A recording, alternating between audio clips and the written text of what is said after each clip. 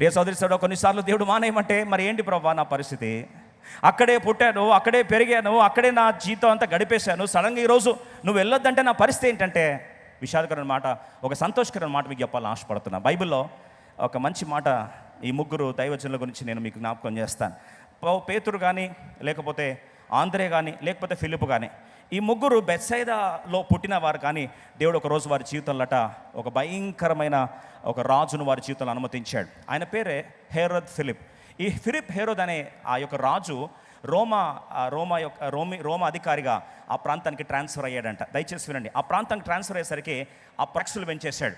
ఎట్లా ట్యాక్సులు పెంచాడంటే, చివరికి ఆ ట్యాక్సులు కట్టుకోలేక బీచ్కి వస్తే ట్యాక్స్, పోర్టుకు వస్తే ట్యాక్స్, ఫిషింగ్ చేస్తే ట్యాక్స్, తర్వాత బోట్ ఉంటుంది కదండి, చేపలు పట్టడానికి ఒక బోట్ కదా, ఆ బోట్ కొంటే ట్యాక్స్, వాడితే ట్యాక్స్, పలాని ప్లేస్కి వచ్చేసరికి ట్యాక్స్, బెత్సైదాకి వచ్చేసరికి ట్యాక్స్, ఇలా ఇష్టం వచ్చాడు. వలల మీద కూడా ట్యాక్స్ వేసేసరికి ఇంకా చివరికి ఆ ప్రాంతంలో బ్రతకడమే వారికి ఏమైందండి, కష్టమైపోయింది.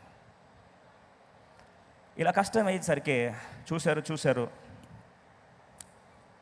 ఇంకా ఒకరోజు పరిస్థితులన్నీ కూడా విభిన్నంగా మారిపోయాయి. దేవుడు గూడుని ఏం చేశారు, చెదరగొట్టేశాడు.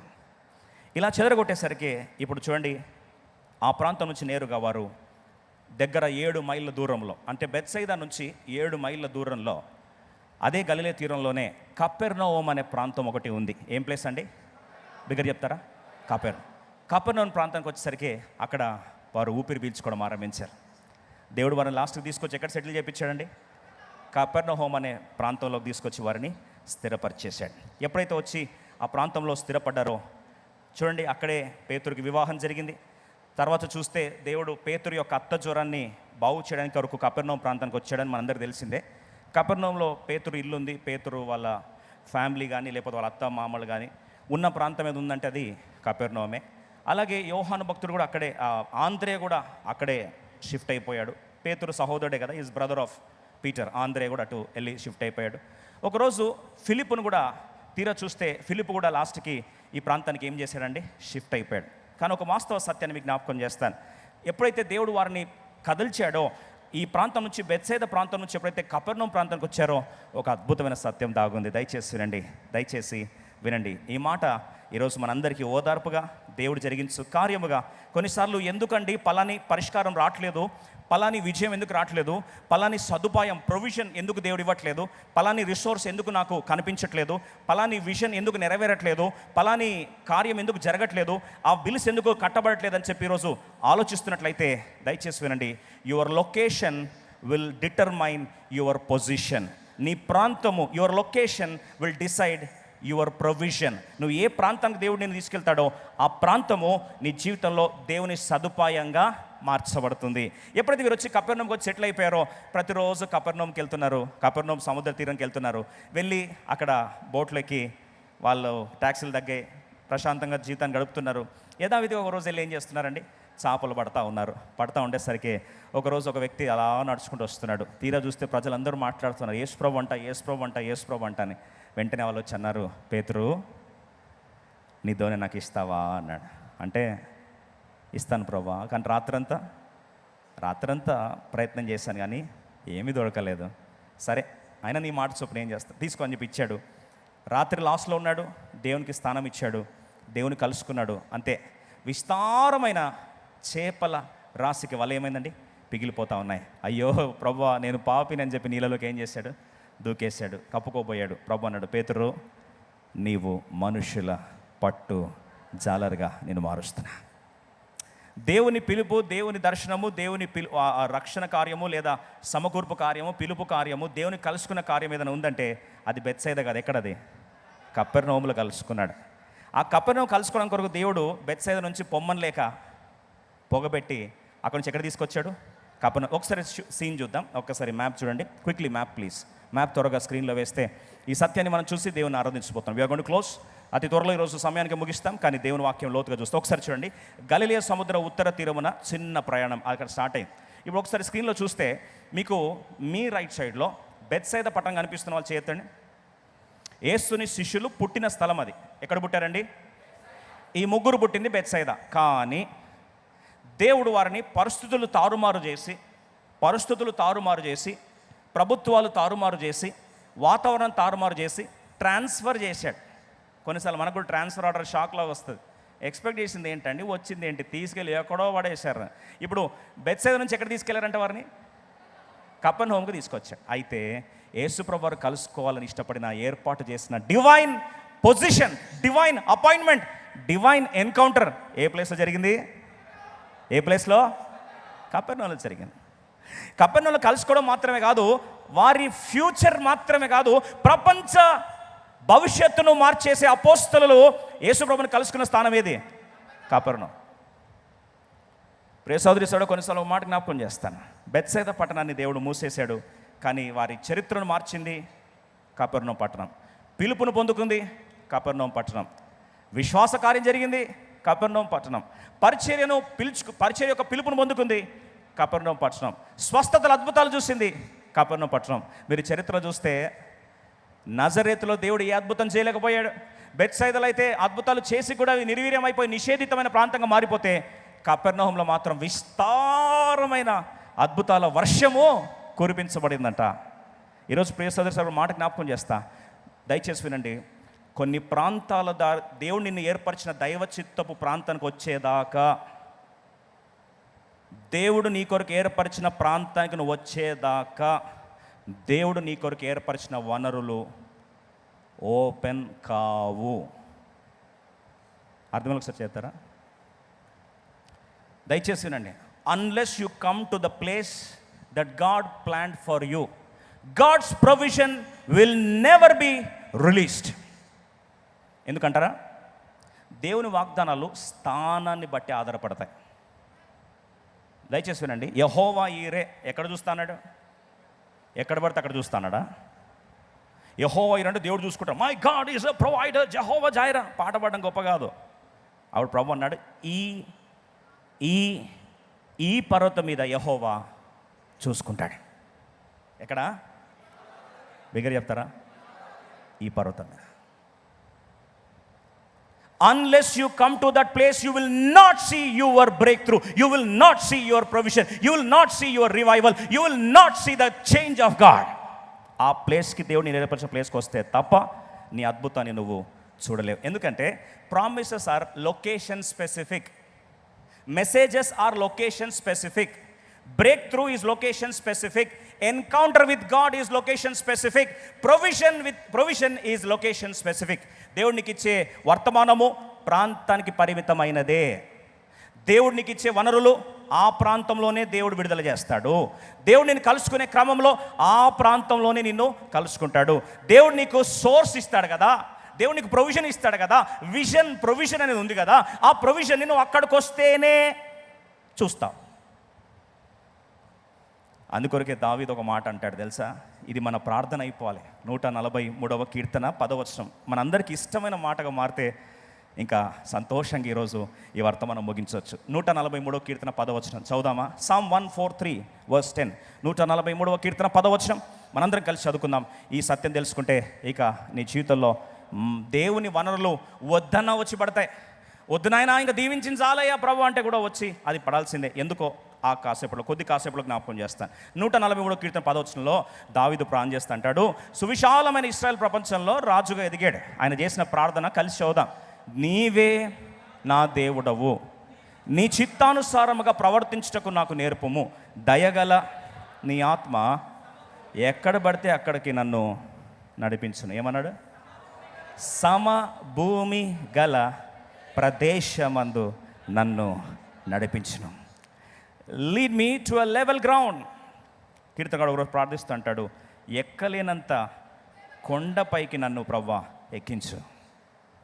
దయచేసి వినండి, లొకేషన్ ఈజ్ వెరీ స్పెసిఫిక్. ఈరోజు ప్రభా నేను పలాని ప్రాంతంలో నన్ను కలుసుకుంటాను అంటున్నట్లయితే, అందుకొరకే మన సంఘంలో మన మందిరాల్లో చాలా దూరం నుంచి ప్రయాణం చేసి వస్తారు. ముఖ్యంగా లైఫ్ టెంపుల్ కొరకు విజయవాడ, అలాగే కర్నూలు, అలాగే బెంగళూరు, చెన్నై నుంచి, అలాగే తాడిపత్రి నుంచి, హనుమకొండ నుంచి, దూర ప్రాంతాల నుంచి ప్రతి ఆదివారం పిచ్చిబట్టి వస్తారా? పిచ్చిబట్టి వస్తారా? కొంతమంది అంటారు, ఏంట్రా ఈడ సంఘం లేదా, ఈడ ఉండొచ్చు కదరా, అంత దూరం ఎందుకు పోతున్నారా? ఏదో పెద్ద సంఘాలు లేవని ఎగేసుకుంటూ పోతున్నాడు అక్కడికి అంత కష్టపడి. కొన్ని దర్శనాలు, దేవుడు కలుసుకునే కొన్ని వాక్యాలు, దేవుడిని అక్కడ తీర్చే దైవ దర్శనపు ప్రాంతాలు దేవుడు ఏర్పరిచిన ప్రాంతంలోనే మాట్లాడతాడు. కష్టపడి వస్తున్నారంటే వాళ్ళు పిచ్చోళ్ళు కాదు, ప్రయాసపడి వస్తున్నారంటే వాళ్ళు ఫూల్స్ కాదు. ఎంత ప్రయాసపడి వస్తున్నారంటే అంత తృష్ణ లోపల వారికి ఉంది కాబట్టే రాత్రి నిద్ర త్యాగం చేసుకొని ప్రయాణాలు చేసి కష్టపడి ఖరీదు చేసుకుంటా ఇంత ఎండను కూడా కాదనక దూరం నుంచి వస్తున్నారంటే అంత తృష్ణ దేవుడు చూడడా? అంత దేవుడు ఏర్పరిచిన సమమూగల ప్రదేశానికి నంపించమని చెప్పి అంత బతిమలాడి దేవుని ప్రార్థిస్తూ వారు ప్రయత్నం చేస్తూ వస్తే దేవుడు తన రక్షింపనేరకుండా ప్రభు హస్తము కుర్చైపోయిందా? ప్రియ సోదరి, ఒక మాట జ్ఞాపకం చేస్తా. యేసు ప్రభు దేవుడు ఆదామును నిర్మించాడు. నిర్మించిన తర్వాత ఎక్కడ పడితే అక్కడ తిరగవచ్చు ఆదాం. వాస్తవంగా ఏం లిమిటేషన్స్ లేవు. గేట్ తర్వాత వచ్చింది కానీ గేట్ ముందు లేదు. వాస్తవంగా ఖడ్గాలు తర్వాత పెట్టాడు. తర్వాత వీళ్ళు చేసిన తప్పుకి రావద్దురా అని పెట్టాడు, కానీ దాని ముందు ఏం లేదు. ఎంట్రీ కార్డు, ఎగ్జిట్ కార్డు అంటూ ఏమీ లేదు. వాస్తవంగా చూస్తే ఆదికాండం 1వ అధ్యాయము 22వ వచనంలో బ్యూటిఫుల్గా బ్లెస్సింగ్ దేవుడు ఇచ్చాడు. ఏమన్నాడు? మనందరి జీవితం ఇది కావాలి. ఆదికాండం 1:20 త్వరగా చదవండి. జెనసిస్ 1:22 క్విక్లీ, దయచేసి సహకరించాడు.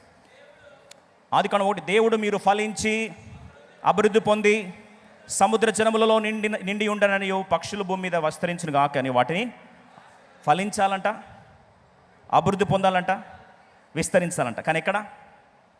ఆదికాండం 2వ అధ్యాయం 15వ వచనం. దయచేసి వినండి. Specific location specific provision, location specific communication, location specific blessing, location specific break through. చూడండి ఆదికాండం 2:15. మరియు దేవుడైన యెహోవా నరుని తీసుకొని ఏదేను తోటను సేద్యపరచుటకును దానిని కాచుటకును దానిలో ఉంచను. ఎక్కడ పెట్టాడు? ఇక్కడే కూర్చోను అన్నాడు. ఇక్కడ కాయు, ఇక్కడ పరిచయం చేయి, ఇక్కడ ప్రయాసపడు, అప్పుడు నీ బ్లెస్సింగ్ ఏమవుతుంది? మార్చబడు. చూడండి, ఆల్రెడీ స్థలాన్ని దేవుడు సిద్ధపరిచాడు. ఏ ప్రాంతంలో ఆదాము పని చేయబోయాలో, ఆదామవలు ఉండాలో స్థలాన్ని సిద్ధపరిచిన తర్వాత ఆదామవలను తీసుకొచ్చాడా? ఆదామవలను తీసుకొచ్చిన తర్వాత స్థలాన్ని సిద్ధపరిచాడా? త్వర చెప్పండి. ముందే స్థలం సిద్ధపడిన తర్వాత ఏం చేశాడు? వాళ్ళని తీసుకొచ్చాడు. వాళ్ళ చేత తీసుకొచ్చి వారిని ఎక్కడ కూర్చోబెట్టాడు? ఏదైనా తోటలో పెట్టాడు. చెప్పి ఏమన్నాడు? ఇక్కడ మీరు కూర్చొని తినండి అన్నాడా? ఏదైనా తోటను సేద్యపరచండి అన్నాడు. ఇక్కడ ఏం చేయాలంట? పని చేయాలి. The place was decided, position was decided, work was allotted, then came success automatically. ఆటోమేటిక్గా ఏమొచ్చింది? ఫలం వచ్చింది. యెహోవా ఈరే పర్వతము దగ్గర సదుపాయం వచ్చింది. పొట్టేలు కొమ్ములు ఎక్కడ దాక్కొని ఉన్నాయి? మొరియా పర్వతము. యెహోవా ఈరే, ఆయనే చూసుకుంటాడన్న పర్వతంలో దేవుడు ఏం చేశాడు? ఆ ప్రొవిజన్ ఇచ్చాడు. దయచేసి వినండి. ఒక వ్యక్తి మార్చబడే ప్రాంతము పెనుయేల్ అయితే, ఒక వ్యక్తిని మనందరూ తెలుసు పెనుయేల్లో దేవుడు ఏం చేస్తాడు? ఆ వ్యక్తిని, యాకోబుని ఏం చేశాడు? ఇశ్రాయేలుగా మార్చుకున్నాడు. కానీ బేతేల్లో దేవుడు తను ఏం చేశాడు? బయలుపరుచుకున్నాడు. బేతేలు పెనుయేలు రెండు ఒకటంటారా? బేతేలు దగ్గరకు వస్తే ఏమంటాడు? ఇది పరలోకపు గావిని అన్నాడు. ఎక్కడ పెడితే అక్కడ లేదు కదా. సరే, ఏలియా భక్తుడు ఉన్నాడండి, కరువు వచ్చింది. ఏలియా భక్తుడు అన్నాడు, నువ్వు కేరీతు వాగు దగ్గరికి వెళ్ళి అన్నాడు. అక్కడ నేనేం చేస్తా? పోషిస్తాను. నీకు ఇక్కడ పోషించలేవా? నీకు శాత కాదా? మనమైతే ఏమంటా తెలుసా? యేసు ప్రభువారు నిన్న నేడు నిరంతరము ఏకరీతిగా ఉన్నవాడే కాదు, నేనున్న కర్మేలు దగ్గర అదే దేవుడు, కేరు దగ్గర అదే దేవుడు, ఈ కర్మేల మీద నాకు పోషించని చెప్పి కూర్చొని మనం గొడవ చేసేవాళ్ళం. ప్రొవిజన్ ఎక్కడ పెట్టాడు దేవుడు? కేరు దగ్గర పెట్టాడు. ఎస్ అనే వాళ్ళ చేత ఒకరోజు జారేపొద్దు దగ్గర రా అన్నాడు. ప్రొవిజన్ ఎక్కడ పెట్టాడు?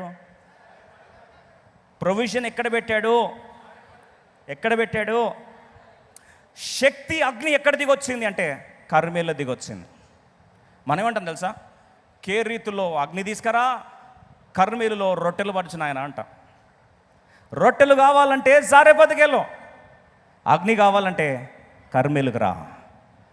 పోషించబడాలి, డైలీ నాన్ వెజ్ కావాలంటే కేరీతికి రా. అన్నీ ఒకటే కాదు.